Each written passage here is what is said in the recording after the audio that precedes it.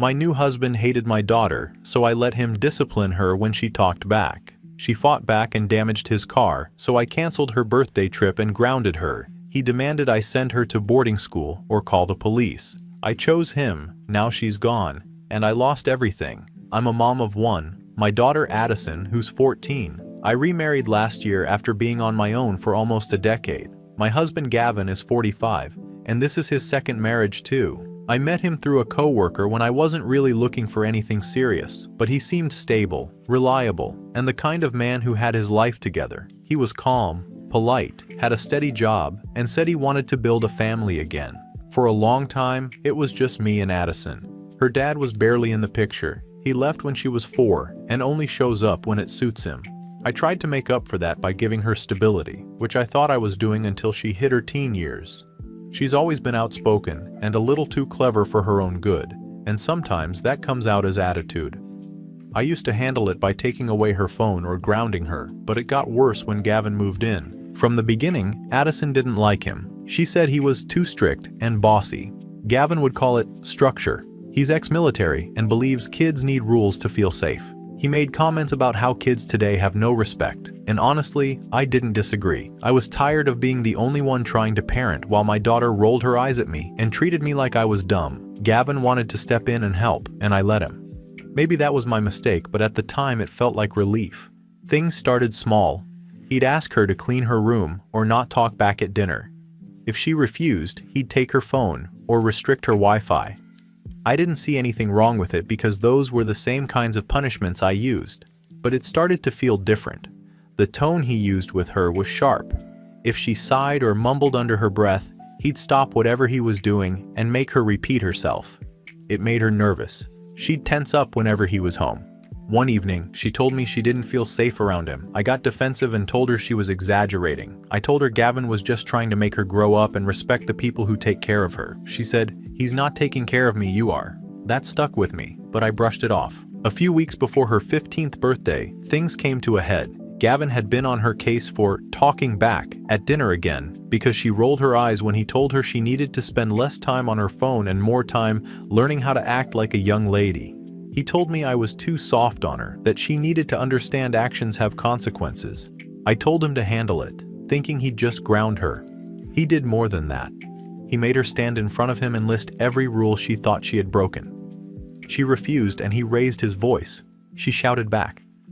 I told them both to stop, but Gavin was red-faced and furious, and Addison was shaking. Later that night, after he went to bed, she went outside and keyed his car. It wasn't even a small scratch. She dragged the key across the whole side, deep enough that you could see metal. Gavin found it the next morning and lost it. He wanted to call the police right there.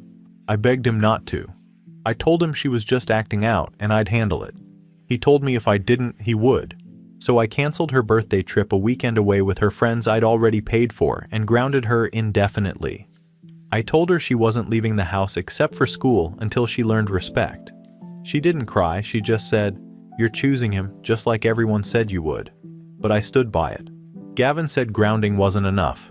He wanted her sent to a boarding school for troubled teens. He sent me links and pamphlets like he had it all planned out. When I said no, he said she'd keep testing me until someone stopped her. He said if I didn't handle it, she'd end up arrested someday. I told him he was being dramatic, and he said, "Then I'll make the call myself." He was serious about calling the police. He said it was property damage, and that she needed a wake-up call. I cried and begged him not to. He didn't, but he kept reminding me that I was letting her win. That night, Addison refused to come out of her room. She wouldn't eat.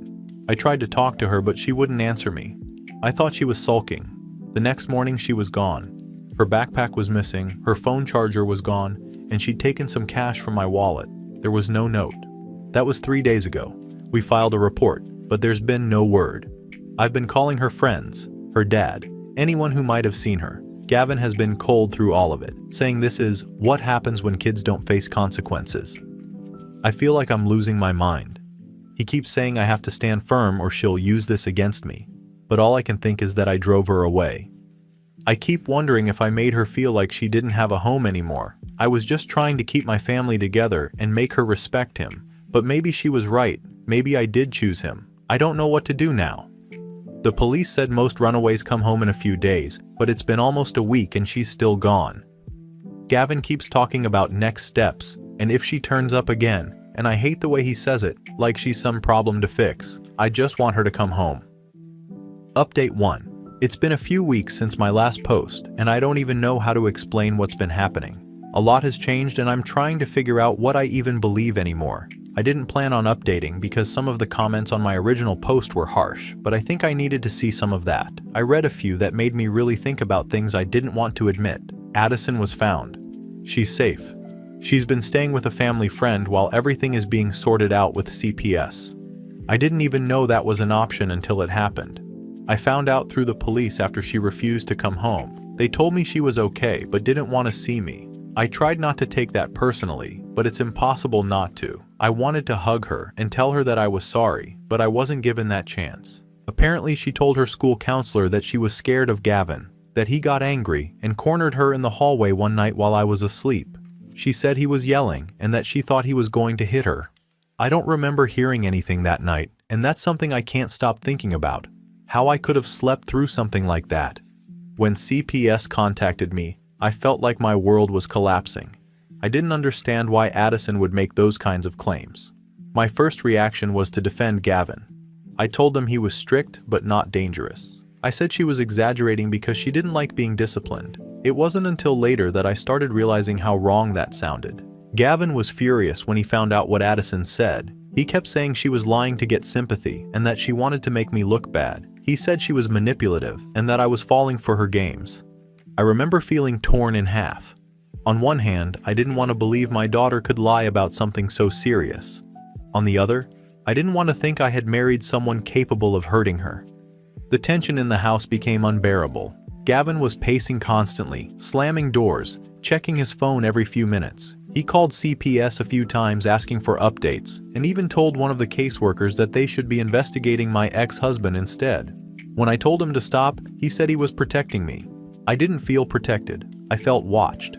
The moment everything shifted was when I found messages on his phone that he forgot to delete. I wasn't looking for anything specific. I just wanted to check the time because mine was charging. I don't even know what made me scroll, but I did, and I wish I hadn't. He had been texting one of his co-workers about Addison. The messages were cruel. He said she was just like her mother and that she needed to be broken before she ends up pregnant at 15 like her mom almost was.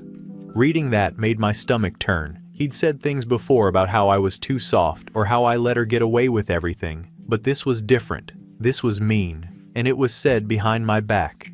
That night, I packed a small bag and went to my sister's house. I told Gavin I needed a few days to think and that I didn't want to talk to anyone until I figured out what to do. He didn't stop me.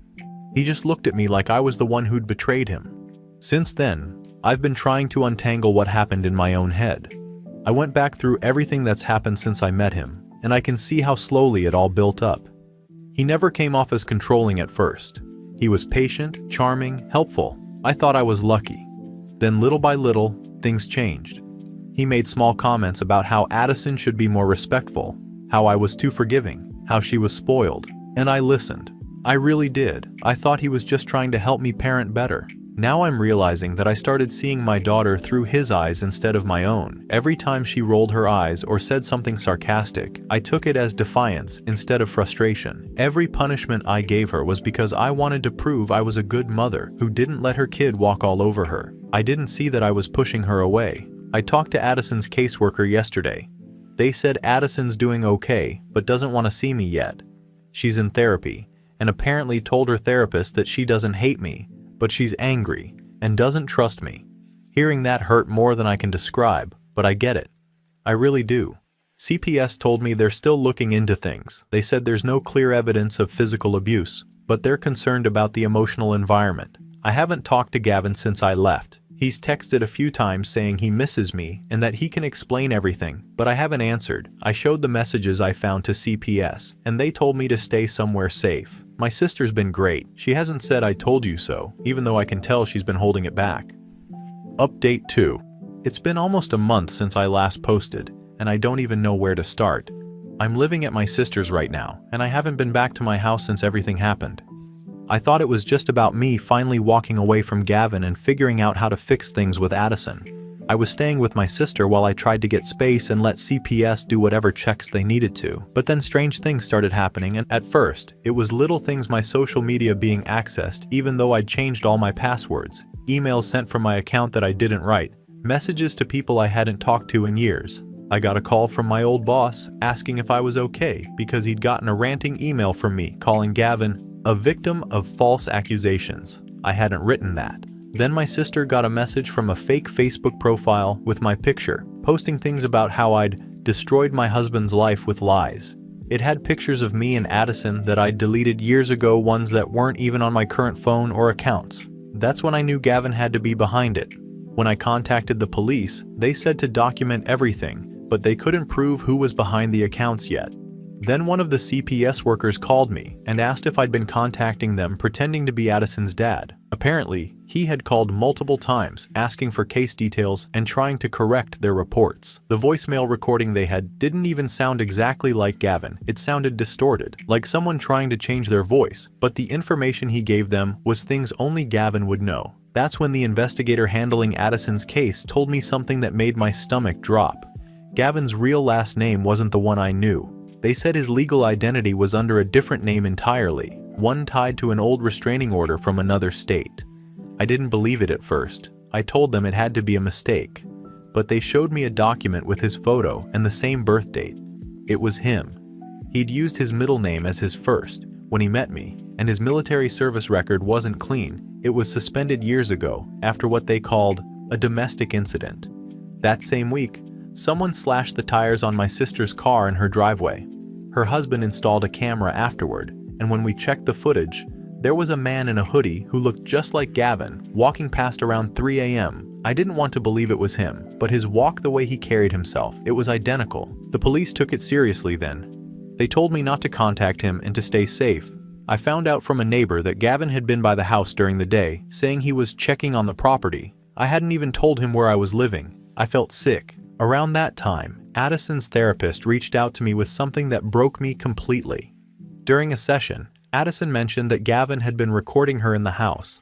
I didn't understand what she meant until her therapist explained that Addison remembered a small black object under the TV stand with a blinking light that would only come on at night. She said Gavin told her it was a Wi-Fi extender, but she had unplugged it one day and noticed the light stopped. When I told the police, they sent someone to inspect the house. They found a small camera device hidden under the TV, another one behind a vent, and one in the hallway, all connected to a cloud server. They took everything as evidence. The detective told me Gavin had set up a monitoring system months ago. He'd been watching the house remotely. There were even clips recovered of Addison just sitting in the living room reading. Nothing graphic, thank God, but invasive enough to make me feel like I was going to throw up. They said they believe he used the cameras to observe behavioral patterns. I can't even write that without shaking. When I confronted him over text, I know I shouldn't have. His phone was already disconnected. Then his work, the engineering firm he claimed to work for, told the police they'd been verifying his employment documentation because his file didn't match any real employee records. That's when I realized I didn't even know what was real about him. A week later, the police told me he'd vanished. His car was found abandoned in another town with the plates removed. They said they were looking into possible fraud charges, identity theft, and maybe child endangerment depending on what they find on those devices. CPS placed Addison temporarily with my aunt until they can close the investigation. They said it's standard for cases where there's concern about the home environment. It hurts, but I understand it. I've been doing everything they ask: therapy, classes, evaluations. I just want my daughter back. I went through Addison's old things last week while helping my sister move some boxes, and I found a small envelope she must have hidden in one of her old sketchbooks. Inside were photocopies of 2 IDs, both with Gavin's picture, but different names. One of them was the name the police gave me. She must have found them months ago and tried to warn me. I didn't listen because I thought she was just being difficult. I can't even describe what that did to me. I sat on the floor for hours, just holding those papers and thinking about how many times she must have tried to get through to me. Every argument, every time I called her defiant, every time I took his side, she was right. Final update. I'm still processing everything, and honestly, I don't think it will ever fully sink in. But I want to write it down here because it's the only place I can, and maybe it will help someone else avoid the mistakes I made. The police eventually tracked Gavin down in another state. He'd assaulted a woman and her teenage daughter. Both of them looked eerily like me and Addison. They linked him to multiple cases of fraud, identity theft, and emotional manipulation of single mothers with teenage daughters. Every detail made my stomach twist because it confirmed what I had been too scared to admit. He wasn't just abusive, he was a predator. The thing is, by the time they arrested him, the damage had already been done. Addison had been in therapy since the CPS investigation, and slowly, painfully, she began to open up.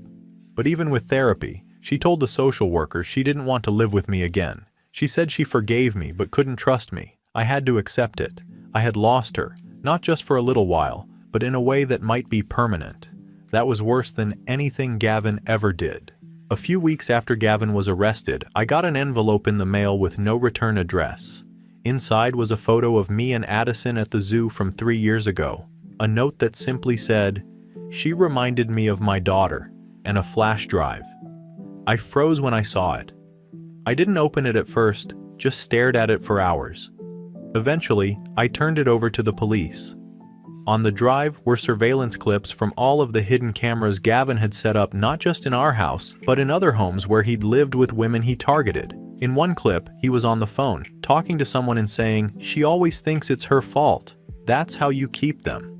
My hands shook so badly I could barely hold the cup of coffee I was drinking.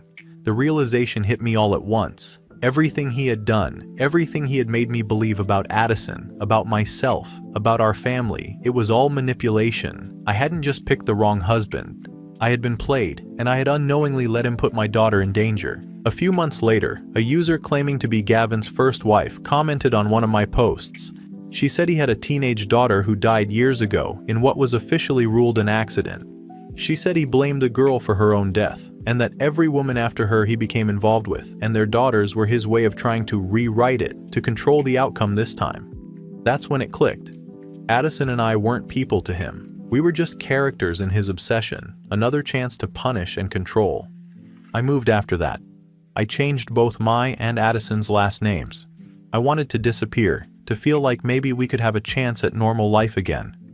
Addison agreed to see me occasionally, but only during therapy sessions. She's in a stable foster situation now, surrounded by people who understand boundaries and safety. I never remarried, and I don't think I ever will. I keep thinking about all the choices I made. I used to think the worst thing I did was choose a man over my daughter, that by defending him I had failed her. But now I know the worst thing I did was teach her what love looks like in fear and control. I punished her for trying to save me. I can't undo that. I can't go back and take back every argument, every grounding, every time I sided with him. I can't give her back the trust she lost. But I can try to be someone safe for her going forward.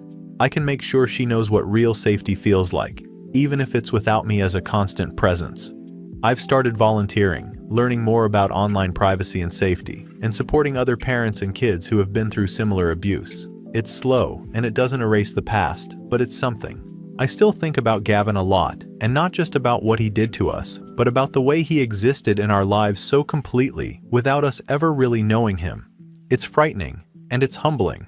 I realize now that the illusions I clung to, the idea that he could be strict but fair, that I was choosing stability for Addison, they weren't just wrong. They were dangerous, and I let them override my instincts, my own experiences, and my daughter's warnings. Addison and I are rebuilding, very slowly. The bond we had is fractured, maybe permanently, but she's alive, she's safe, and she knows someone finally listened. She wasn't rebelling when she ran away. She was trying to save both of us from a man she knew wasn't safe. And now I can at least honor that by keeping her safe for the rest of her life, even if it means doing it from a distance. I post this not for pity or attention, but because I want other parents to see how easy it is to be manipulated by someone who seems like they have it together. How easy it is to let fear or hope cloud judgment. I want people to know that your instincts and your child's instincts are usually right. Listen, protect them, don't repeat my mistakes.